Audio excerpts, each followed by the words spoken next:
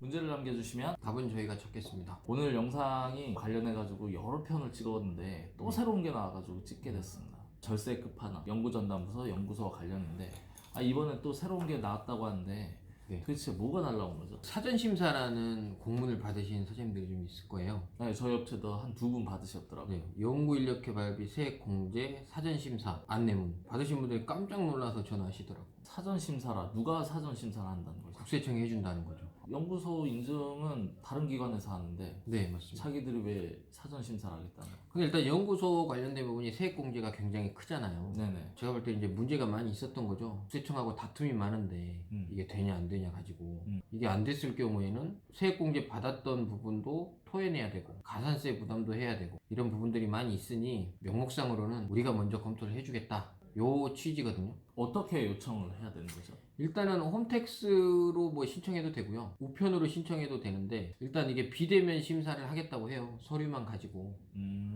근데 필요하면 현장 확인도 한다고는 하거든요. 아니 그 바쁜 국세청이 그 사전심사를 직접 다 한다는 얘기예요. 국세청 태스크포스 팀이 만들어졌고 연구소 인증해주는 그 한국산업기술진흥원 네네. 거기하고 같이 조인해서 검토를 해주는 것 같아요. 결국에 세무와 관련된 부분은 국세청에서 좀 보고 네. 연구를 실질적으로 했냐, 연구 개발비는 제대로 이렇게 쓴 게 합당하냐라는 기술적인 부분은 진흥원에서 좀 확인을 하겠다. 네. 이렇게 되는 것 같은데 선택사항인 거죠?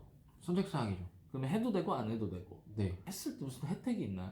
혜택은 감면 사후관리 대상에서 제외한대요. 감면 사후관리 대상에서 원래 제외한다. 이제 조세특례 제한법 감면 이런 걸 받으면 네. 이 감면이 적정한지 사후관리를 하게 돼 있거든요. 네. 근데 거기에서 일단 이거는 뭐 자기들이 사전 심사했으니까 적정하다라고 보겠다는 거고. 너무 당연한 거 아닌가?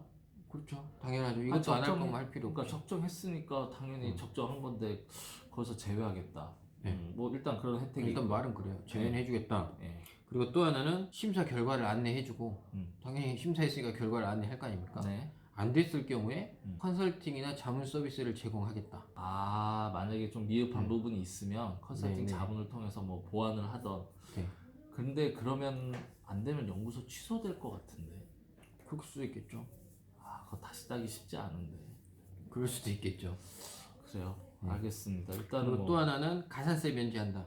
가산세란 건 이게 굉장히 보통- 좀 재밌는 부분인데 그러니까 나중에 이게 세무조사나 이런 부분에서 부적절한 걸로 판단이 됐을 때 세금을 추징할 거 아닙니까? 그렇죠. 가산세도 있을 텐데 사전 사 심사 받았으니까 너는 가산세는 빼줄게. 근데 이게 좀 재밌는 게 사전 심사 받아서 오케이 해서 너는 받아도 돼 하고 들어갔잖아요. 그럼 나중에 문제가 돼도 넘어가줘야 되는 게 아닌가? 그럼 세금에 대한 부분을 낼 것 같으면 사전 심사를 왜 하죠? 그럼 이 얘기는 오히려 제가 볼 때는 국세청이 허점을 드러낸 것 같아요. 사전 심사 했다고 사전 해서 심사라고 해서 디테일하게 보지는 않는다. 그거는 모르겠어요. 그럼 이거 왜? 사후관리 대상에서 빼준다는 거는 문제가 될 확률은 굉장히 낮아지기는 하는 거죠. 제가 만약에 대표자라면 이 공문을 받으시는 대표님들 중에 순간 섬뜩하셨다는 생각이 맞죠. 드신다면 그분은 제가 볼 때 지금 문제가 좀 있는 거거든요. 지금부터라도 준비를 잘 하셔서 그러니까 이게 과거치도 이제 넌 아니었네? 이렇게 그렇다고 나오면 과거 것까지 건들진 않을 것 네, 같아요. 아니 건들진 않는다고 나와요. 건들진 않는다 이 시점에서. 그리고 이거는 조사와 그런 것만 무관하게 딱 사전 심사하는 사람들만 정보를 보고 심사해주고 끝나는 거예요. 다른 걸로 파생하진 않겠다는 건 있는데 데이터는 남지 않을까?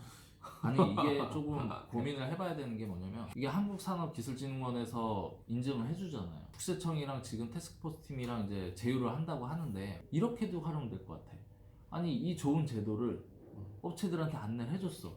네. 그러면은 정상적인 업체는 국세청에다가 사전 심사를 통보해야 되는 거잖아요. 근데 안 했어. 그러면 안 한 업체들만 리스트를 진흥원한테 통보를 해주는 거야. 얘네들은 안 했다. 한번 나가볼래? 음모론 아니야? 음모론? 여러 가지 생각이 드네요. 그러니까요. 근데 중요한 건 이제 보통 이런 법이 개정이 되면 바로 당해년도부터 막 찍고 들어오고 막 이러진 않는 것 같아요. 보통 한 2, 3년, 짧게는 길게는 한 4, 5년 누적된 데이터를 가지고 이 업체 봤더니 이 제도가 있음에도 불구하고 4, 5년 동안 사전 심사를 한 번도 안 받았네. 근데 세액공제는 받았네. 한번 가볼까? 이럴 수도 있을 것 같고 그렇게 따지면 정상적인 업체는 사전 심사를 신청하는 게 맞을 것 같아. 근데 찜찜하면은 빨리 대비를 해서 준비를 한 다음에 그쵸. 단기간 내에 사전 심사를 올해가 힘들면 내년이라도 해놓는 게 나을 것 같아. 근데 제가 말씀드리고 싶은 핵심은 네. 이런 제도가 있는 건 사실이고 공문을 받으신 분들 놀라지 않으셔도 된다. 아 그래요? 네. 전화 온 분이 본인은 세무조사 받는 줄 알고 이게 뭐냐고 놀래서 전화 오셨더라고요. 이건 일단 할 수 있다는 안내장이니까 필수 사항은 아니다. 근데 대표님 말씀하시는 것처럼 이런저런 경우의 수들은 있으니까 사실 찝찝하긴 하죠. 2019년이나 20년도에 설립한 분들이야 네. 세액공제 받은 게 없어서 아마 확보가 안 됐겠지만 이제 받겠죠. 가이드를 드린다 그러면 정상적으로 연구소를 활동하는 분들은 사전심사 받아라. 아, 그렇죠. 그러면 좀 마음이 편해지겠죠. 그쵸? 혜택도 있고 뭐 문제될 게 없으니까. 항상 고민인 게 음, 이게 세액공제 받는 게 과연 괜찮냐 그렇죠. 이 걱정들 많이 하시거든요. 그러니까요. 근데 사실 저희도 판단 못 하잖아요. 그렇죠. 근데 걱정이 되시는 분들은 뭔가 애로가 있겠죠. 그런 분들 같은 경우에는 빨리 수습을 하셔서 이게 점점 강화되는 것 같아요. 지난번 영상에도 그렇고 네. 보고해야 되는 서류들도 있고 이제는 국세청에서 태스크포스 팀까지 만들었다고 하니까 제가 볼 때는 빨리 정상화를 연구소로 시키십시오. 그게 답일 것 같습니다. 네.